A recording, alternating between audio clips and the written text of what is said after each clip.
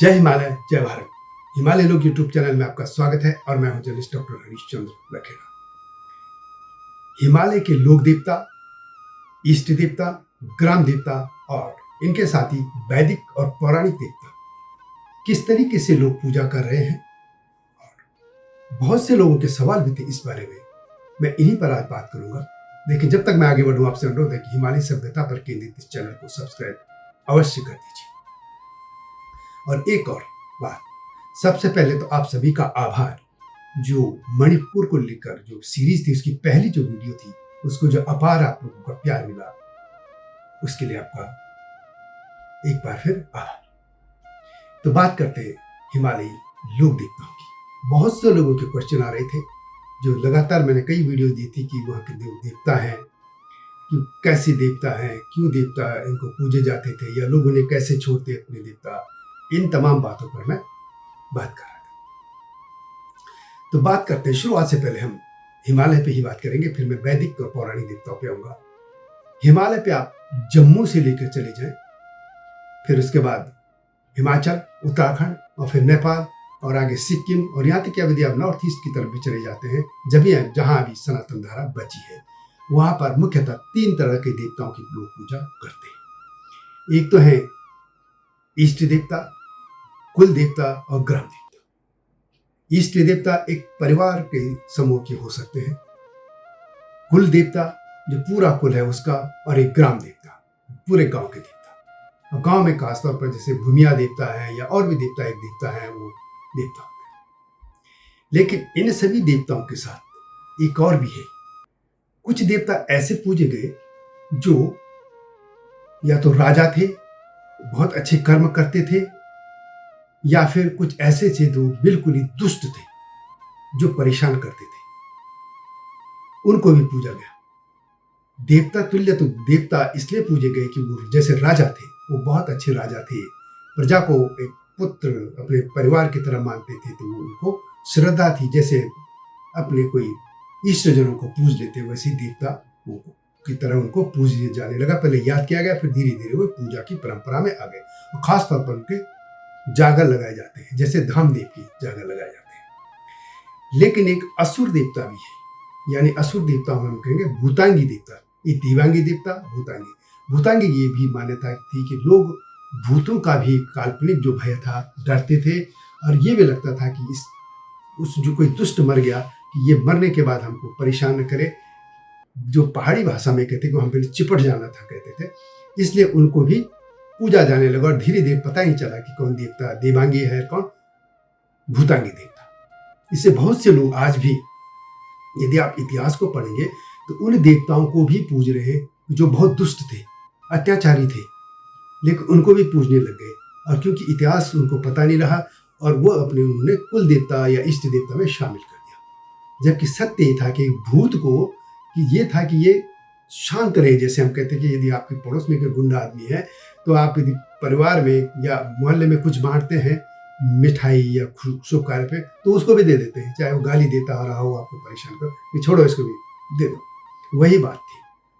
तो एक तरह के देवता, लेकिन इन देवताओं का एक बहुत अच्छी ये थी कि जो कुल देवता थे, इष्ट देवता थे या ग्राम देवता, उसे सीधा संवाद होता था अपनी भाषा में।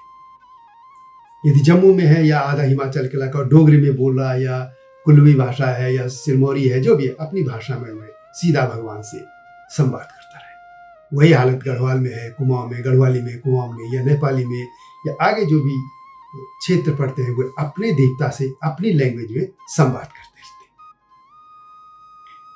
हे भगवान, इन कह दे मिथि, इन दे देते मिथ्या, इन कह दे, मतलब इस तरीके से एक मनौती मांगते थे, ये कर देते थे। लेकिन वैदिक देवता और पौराणिक देवता जब वहां आए, तो पौराणिक देवताओं की आप पूजा कर सकते हैं, लेकिन उस तरीके से संवाद नहीं था। क्योंकि जागर जब होते थे, तो उन पर जो कभी देवता नाचते थे, तो वो सीधा संवाद करते थे अपने कुल देवता, इष्ट देवता जो नाचते थे। क्योंकि जब पूजा हो रही है, जागर लग रहा है, जागर पूरी परंपरा नेपाल में भी है, इधर आगे यहाँ तक जो जम्मू क्षेत्र वहाँ भी है, हिमाचल में भी है, और गढ़वाल में भी, कुमाऊं में, नेपाल। तो जब जागर लगते हैं, उनमें जब जो देवता नाचता था, तो उससे सीधा संवाद हो जाता था। लेकिन ये दूसरे देवता है जो वैदिक देवताओं में, उनसे कोई संवाद नहीं हो पाता। ये सबसे बड़ा तो डिफरेंस या अंतर ये है। इसके तरह हम ये भी देखते हैं कि अपने जो देवता थे, जो पहाड़ों के आप देवता कहेंगे, तो उनके बहुत बड़े मंदिर नहीं चाहिए, छोटे छोटे मंदिर थे। और खासतौर पर मंदिर ये था कि मनुष्य की जो ऊंचाई थी उससे नीचे उनका जो प्रवेश द्वार होता है वो होता है। वो इसलिए था कि आप भगवान के मंदिर में जाए तो आप झुक के जाए, आप शरणागत होके जाए भगवान के पास। आप मैदानों में देखते हो कि भव्य मंदिर हैं, वो इतने ऊंचे, उनके दरवाजे जो खुलते हैं वो बहुत ही ऊंचे होते हैं। लेकिन ये था, दूसरा ये था कि खुले में भी भगवान को पूजा गया जाता था। नरसिंह है, निरंकार है, भूमिया देवता है, कई देवियां हैं, भगवान शिव के अलग अलग रूप हैं, भैरव हैं, नाग देवता, कई तरह के जो थे। वहां की जो पूरी ये कह सकते हैं कि शुरू में जब यहाँ पे किरात भी थे, नाग भी थे, उसके बाद खश भी आए, किरात, ये तमाम जो जातियां थी ये मिलती रही और इनके देवता भी आपस में मिलते गए। लेकिन सभी की एक तरह की ये थी कि जो ये प्रकृति पूजक जो लोग थे, प्रकृति से जुड़े उन्होंने देवताओं को अपनाया था। जैसे फसलों को रक्षा के लिए देवता अलग, अपने बारिश के देवता, इस तरह हर तरह के देवता थे। मायके के देवता, कई देवता। आपने एक और चीज देखी होगी कि देवताओं को लेकर इतना मोह होता था पहले जमाने में कि यदि कोई मनुष्य है और उसके पुत्रियां ही हैं तो अपने देवता को वो अपनी बेटी को देते थे कि इसको भी पूजते रहना। और वो बेटियां अपने ससुराल उसको देवता को ले जाती थी और उनको पूजती थी। और चूंकि घर में माँ का ज्यादा प्रभाव होता है तो आप लोगों ने देखा होगा कि कई बार एक ही कुल में एक परिवार का देवता, जैसे देवी है तो कोई नरसिंह देवता पूजे, कोई दूसरे देवता को पूजने लग जाते, कोई भैरव को या दूसरे। ये ऐसे कैसे होगा? क्योंकि ये माताओं की तरफ से जो देवता आए थे वे भी पूजे जाने लगे। तो लोगों को अपने जो इष्ट देवता थे वो इतने प्रिय थे कि मृत्यु के समय वो अपनी बेटियों से वचन मांगते थे कि इस देवता को भी ले जाए।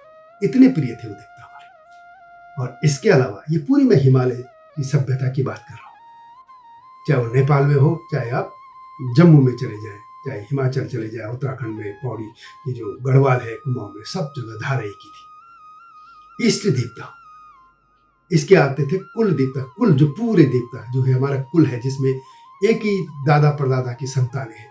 और पहले होता ये था कि इनकी भी पूजाएं करते थे लोग साल भर में कम से, जिसमें बलि प्रथा थी। हालांकि मैं बलि प्रथा का समर्थक नहीं हूँ, किसी भी प्राणी की हम हत्या करके भगवान हमको खुशी कैसे दे सकता है, एक कॉन्सेप्ट पहले था। और मुझे याद है कि हमारे भी कुल देवता में पहले यही प्रथा थी। लेकिन मेरे पिताजी ने भी 2 बकरे रखे थे ऐसे, लेकिन हमने कभी उनकी बलि नहीं दी और उनकी जगह नारियल का कुछ बलि या कुछ कर दिया था। तो ये चीजें तो होनी नहीं चाहिए। लेकिन खैर पूजा तो होती थी, लेकिन ये भी बंद हो गया। इष्ट देवता थे। अब संभवतः नई पीढ़ी जो महानगरों में आ गई, विदेशों में चली गई, वो वैदिक देवताओं को या पौराणिक देवताओं में, जिसमें भगवान राम है, कृष्ण है, शिव है, पार्वती है, ये सब रूप तो हम पूजने लगे हैं। लेकिन वो जो उनका जो रूप था, शिव का जो दूसरे रूप थे हमारे पहाड़ों में जो रूप स्थानीय स्तर पर, जैसे तारकेश्वर है, एकेश्वर है, और भी जो इस तरीके से देवताओं के थे, वो उनके स्थानीय स्वरूप जो थे, उन देवताओं को वहां पूजते थे। लेकिन वो धारा बंद हो गई। अब क्या हुआ कि धीरे धीरे वो सब जो देवता है पलायन हो गया, वो देवता की पूजा बंद हो गई। तो मैं कुल देवता की बात करता था। कुल देवताओं के तौर पर सामूहिक तौर पर एक कुल के लोग पूजा करते थे। अब लगभग काफी कुछ कम हो गया होगी। इसके अलावा था ग्राम देवता। कुल के बाद पूरे ग्राम की पूजा होती थी, गांव के लोग पूजा करते थे। आमतौर पे वहां 2-3 धाराएं थी। मैं मुख्य तौर पे तो 2 ही धारा थी, भगवान शिव की धारा थी और उसकी या तो देवी की धारा थी। देवी के पूजक बलि देते थे। जैसे और भी जगह है, चाहे आप बंगाल में चले जाओ, असम में चले जाओ या कश्मीर में चले जाओ, ये जो धाराएं थी देवी की धाराएं, वहां पे बलि की प्रथा रही है। लेकिन वैष्णव धारा में ये नहीं है। और शिव की धारा तो मस्त वाली धारा है।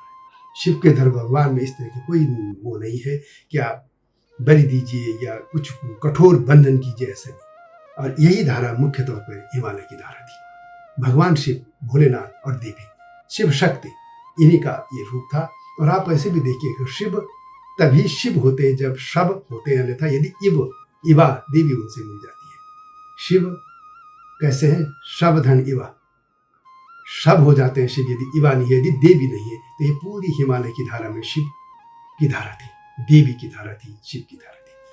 और इन्हीं को स्थानीय रूपों में, वो कहीं ग्राम देवता के रूप में थे, कहीं इष्ट देवता के रूप में थे, कहीं कुल देवता के रूप में थे। यही दो धाराएं थी। लेकिन जब इनका पौराणिक और वैदिक स्वरूप के तौर पे पूजने लगे तो उनसे वो संवाद खत्म हो गया। जैसे जागरों में होते थे और ये सीधे भगवान से संवाद होता है। उसमें एक और था, इसमें संस्कृत में पूजा है या हिंदी में, वो अपनी लोकल लैंग्वेज में पूजा थी, जो हम स्थानीय देवताओं की पूजा होती थी। लेकिन ये पूरी सभ्यता, आप भी देख रहे होंगे, पूरी सभ्यता खत्म हो गई। और अब एक और भय हो गया है। भय ये हो गया है कि ये जो बड़े बाबा लोग हैं, बाबा जो अपनी खुद की पूजा करवा लेते हैं, उनका प्रभाव पहाड़ों की तरफ बढ़ गया है। लोग अपने कुल देवता, इष्ट देवता, ग्राम देवता या उनके देवांगी या भूतांगी जो देवता थे, उनकी जगह इन बाबाओं को पूजने लगे। तो आखिर ये ऐसे क्यों हो रहा है? वैसे इस पर एक अलग से वीडियो मेरी पहले भी है कि अपने इष्ट देवताओं को भूल गए हैं पहाड़ के लोग। क्योंकि बहुत से लोगों ने मुझसे सवाल पूछे थे, इसलिए मैं ये बता रहा था। इसमें मेरा यही मकसद था कि आप लोग जो भी पूजा कर रहे हैं, वो या तो आपको इष्ट देवता है या कुल देवता है या ग्राम देवता है या कहीं देवांगी या देवांग या भूतांग। तो भूतांग और देवांग देवताओं को आप समझ लीजिए कि कौन भूत के रूप में थे। और ये आपको अपने पुरखों से पता चल जाएगा, या उसके जो जागर गाए जाते हैं, जागरों में आप ध्यान से सुनिएगा कि किसकी गाथाएं अच्छी हैं और किसकी गाथाएं बेकार आ रही हैं। वो भूतांगी है। इससे मैं कुछ नाम देवताओं के लेना नहीं चाहता कि कौन भूतांगी है और क्या है, क्योंकि वो अब उनके इष्ट देवता हो चुके हैं। तो यही आपसे बात करनी थी। मुझे ये उम्मीद करता हूं कि आप लोग अपने इष्ट देवताओं, कुल देवताओं, ग्राम देवताओं को भी वैदिक और पौराणिक देवताओं के साथ पूजते रहेंगे, स्मरण करते रहेंगे। तो यह वीडियो कैसे लगी कमेंट में अवश्य लिखें। और इस तरह की वीडियो के लिए आप मुझे अवश्य लिखिए कि मैं कैसे वीडियो बनाऊं, क्योंकि इसमें बहुत सारे सवाल हो गए थे मेरे चैनल पे, इसलिए मैं आपके सामने नए मुद्दे के साथ इसी तरह के आपके सामने आऊंगा। तब तक जय हिमालय, जय भारत। हिमालय पे पेड़ हो तो गीत